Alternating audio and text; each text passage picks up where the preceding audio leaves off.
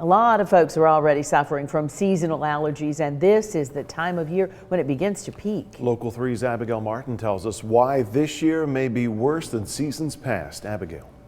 The pollen count will increase soon, triggering many people's allergies. Each season is different, but Dr. Marc Cromie says Chattanooga is one of the top 5 spring allergy capitals.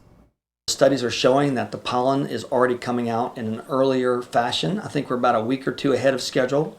Dr. Cromie says the trees are beginning to pollinate, and he says the pollen count will be incredibly high soon with the weather warming up. He says he expects the levels to be high after looking at the pollen in the last few weeks.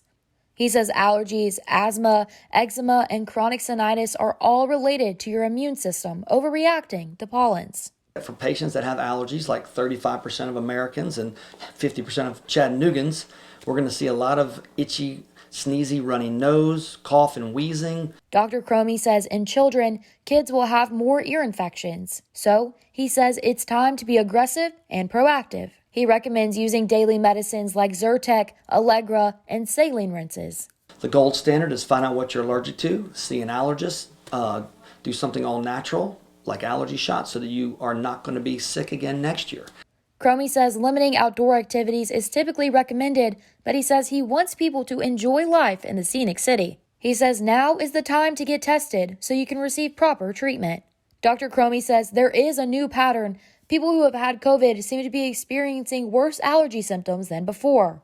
If you feel symptoms, he recommends visiting a doctor to avoid a secondary infection.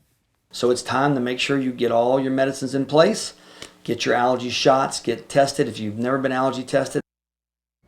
Dr. Cromie says if you develop symptoms in the spring, even if you think it's minor, you should look for treatment. He says this will help you now and prevent another harsh allergy season next year. Reporting live in studio, I'm Abigail Martin, Local 3 News.